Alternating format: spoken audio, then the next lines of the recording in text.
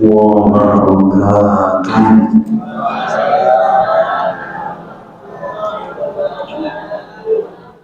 Alhamdulillah, alhamdulillah rabbil alamin, wal 'aqibatu lil muttaqin, wala udwana illa 'alal zalimin.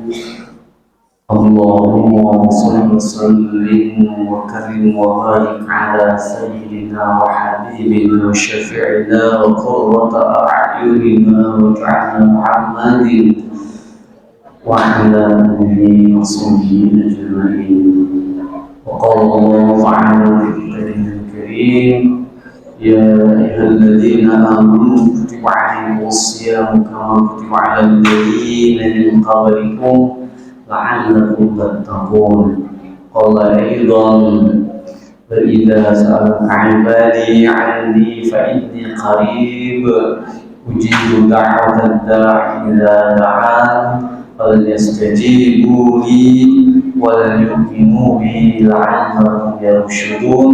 Qala Rasulullah sallallahu alaihi wasallam, qala thalathu da'watun mustajabat, da'watus shaim wa da'watul mazlum wa da'watul musafir. Shadaqallahul azim wa sadaqar rasulun nabiyil karim.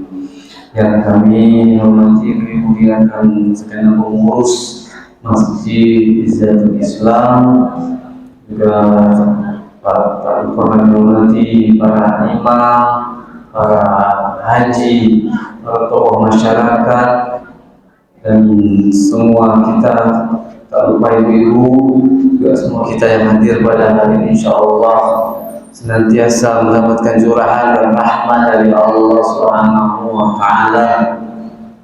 Alhamdulillah, kita hari ini menginjak ke malam ke-9 puasa ke-8. Sudah tak terasa kita sudah 8 hari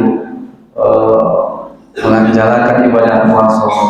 Perasaan baru kemarin kita mulai puasa, atau hari ini sudah hari ke-8.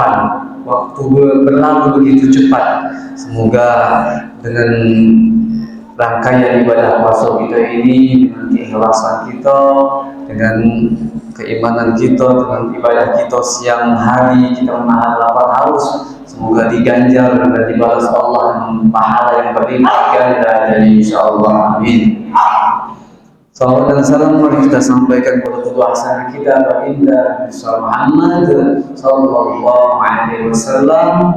Semoga dengan salawat kita ini insyaallah kita akan memperoleh kemenangan. Insyaallah kita akan memanen segala amal ibadah kita. Kita akan menikmati segala jerih payah kita beramal ibadah dunia ini. Insyaallah akan mendapatkan naungan nantinya, akan mendapatkan pelayanan yang terbaik dari makhluk yang paling cantik nantinya di alam kubur. Insyaallah bapak-bapak nanti dilayani oleh bidadari di alam kubur, insyaallah. Amin Pak. Ibu-ibu juga insyaallah akan dilayani di alam kubur. Kubur kita nanti insyaallah akan menjadi taman-taman surga insyaallah, terutama di bulan suci Ramadan ini dengan doa-doa kita insyaallah yang mustajab insyaallah. Amin ya rabbal alamin. Bapak Ibu jemaah salat Isya dan Tarawih Masjid Izzatul Islam, dirahmati Allah Subhanahu wa taala. Mohon izin dan ingin menyampaikan sedikit kultum terkait dengan ibadah bulan puasa ini, yaitu salah satu ibadah yang mustajab, yang dikabulkan oleh Allah, yaitu adalah doa. Jadi dalam mukadimah yang kami sampaikan di awal tadi adalah surah Al-Baqarah 186, adalah masih dalam satu rangkaian terkait dengan ibadah puasa, tapi ayat 186 ini adalah ayat khusus yang menjelaskan bagaimana kita dianjurkan untuk memperbanyak doa di bulan suci Ramadan ini. Karena doa di bulan Ramadan ini adalah lebih cepat dijawab Allah SWT, akan lebih cepat dikabulkan Allah SWT, Bapak Ibu. Kalau kita ibaratkan Bapak Ibu, doa itu adalah seperti kita mengayuh sepeda. Mengayuh sepeda untuk mencapai tujuan kita. Jadi doa yang kita minta pada Allah sama seperti tempat yang akan kita tuju Bapak Ibu. Jadi semakin kencang kayuhan sepeda kita maka akan cepat sampai.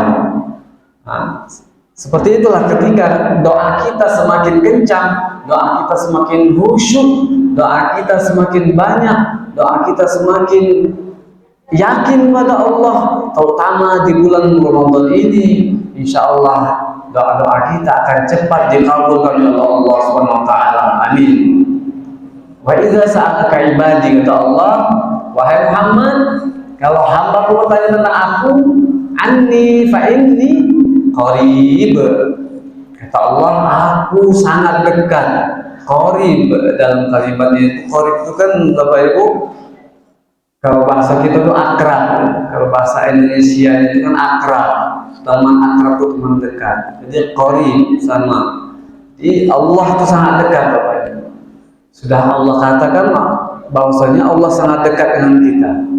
Ujibu da'watad da'i iza da'an. Kata Allah, aku akan mengabulkan doa hambaku apabila ia meminta kepadaku. Bapak Ibu yang dirahmati Allah, sudah berjanji Allah SWT, aku akan mengabulkan kata Allah. Jadi doa itu paling tidak ada 3.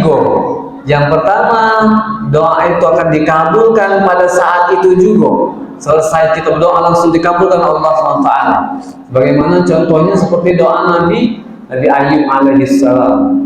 Ketika beliau berdoa, Anni amasdiyadur wa anta arhamur rahimin. Ketika itu dikabulkan Allah SWT dengan penderitaan 18 tahun menderita penyakit, dan langsung dikabulkan Allah SWT. Lalu yang kedua, doa kita Allah akan menunggu waktu yang tepat untuk dikabulkan Allah SWT. Nah, jadi insya Allah tetap dijawab Allah, tetap dikabulkan Allah SWT. Yang ketiga, kalaupun belum dikabulkan Allah sampai kita meninggal, maka pasti insya Allah akan Allah ganti berupa pahala ganjaran yang setara dengan yang kita minta Bapak Ibu. Kalau kita ada yang meminta, ya Allah ya Allah, pengen yang berangkat umroh, sampai kita meninggal Bapak Ibu mungkin belum tercapai berangkat umroh.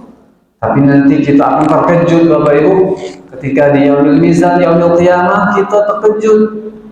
Ya Allah, ngaku di sini amalanku ada amalan umroh, padahal pada saat hidup di dunia aku tidak pernah umroh. Kata Allah, wahai hambaku, ini adalah doa-doamu yang khusyuk, yang yakin akan perintahku, kata Allah. Inilah ganjaran. Pahala kita, amal kita sama seperti kita dengan melaksanakan ibadah umroh. Sama kalau kita minta haji, khusyuk setiap sholat subuh minta haji, sholat zuhur minta haji, ba'da sholat asar doa minta haji, isya maghrib terus setiap hari sampai meninggal tak naik haji, maka nanti insya Allah Allah akan ganti berupa pahala setara dengan kita naik haji dunia, insya Allah. Amin ya rabbal alamin. Yang sudah naik haji Bapak Ibu minta terus, tidak apa-apa, akan dapat 2 pahala haji, 3 pahala haji. Semakin banyak tergantung kehusyuan doa kita, semakin banyak doa kita maka akan semakin banyak Allah akan catat sebagai amal ibadah. Kalau tidak dikabulkan di dunia maka akan Allah akan ganti di akhirat nanti, insya Allah. Amin. Nah, ayat selanjutnya, ujibu da'wata da'i idza da'an falyastajibu li. Hendaklah yang memenuhi perintahku, kata Allah. Nah, tidak mungkin Pak ya, kalau kita minta dengan Allah kita tidak melaksanakan perintah Allah. Alhamdulillah kita sudah siang tadi sudah melaksanakan ibadah puasa. Perintah Allah sudah kita laksanakan. Makanan di rumah kita siang hari banyak. Kalau kita makan ada pempek, ada udang, ada rendang, ada laksan, ada selimpungan, ada martabak, tapi tidak kita makan. Karena kita yakin ganjaran balas dari Allah Subhanahu wa taala. kita menahan lisan kita untuk senantiasa membicarakan hal-hal yang tidak berguna. Masya Allah, insya Allah kita sudah melaksanakan perintah Allah. Lalu ayat berikutnya, wal yu'minu bi, hendaklah ia beriman kepada kuasa Allah. Beriman di sini adalah dalam konteks doa, artinya percaya. Beriman itu artinya percaya. Percaya di sini konteks doa adalah percaya, yakin bahwa doa kita akan dikabulkan Allah. Semakin yakin kita doa kita akan dikabulkan Allah, maka akan semakin dekat doa itu akan dikabulkan Allah. Paham Bapak ya? Tapi kalau kita agak ragu-ragu dengan doa yang kita minta, kita agak sungkan dengan doa yang kita minta, kita tidak yakin, ya aku benarnya aku naik haji, dihajikan oleh Allah. Benarnya aku nih dengan keadaan macam ini gitu aku bisa umroh, kadang kita beda yakin, jangan Allah nggak memberikan. Padahal Allah memanggil itu tidak harus kayo. Banyak cerita lihat di TV-TV, di medsos, kisah-kisah orang yang dipanggil Allah ke Baitullah dengan harta seadanya, tapi tetap dipanggil berkat banyak doa tadi Bapak Ibu sekalian, insyaallah. Lalu yang terakhir, la'allahum yarsyudun, yaitu hendaklah ia menetapi kebenaran. Maksudnya adalah tetap dalam koridor doa kita Bapak Ibu ya. Kalau kita doa kita belum dikabulkan Allah, kata Allah tetaplah berdoa. Maksudnya menetapi kebenaran, la'allahum yarsyudun itu tetap berdoa. Jangan sebulan tidak dikabulkan berhenti berdoa. 2 bulan kata Allah telah berjanji nak dikabulkan, tapi setahun 2 tahun masih tidak dikabulkan Allah, berhenti kita berdoa.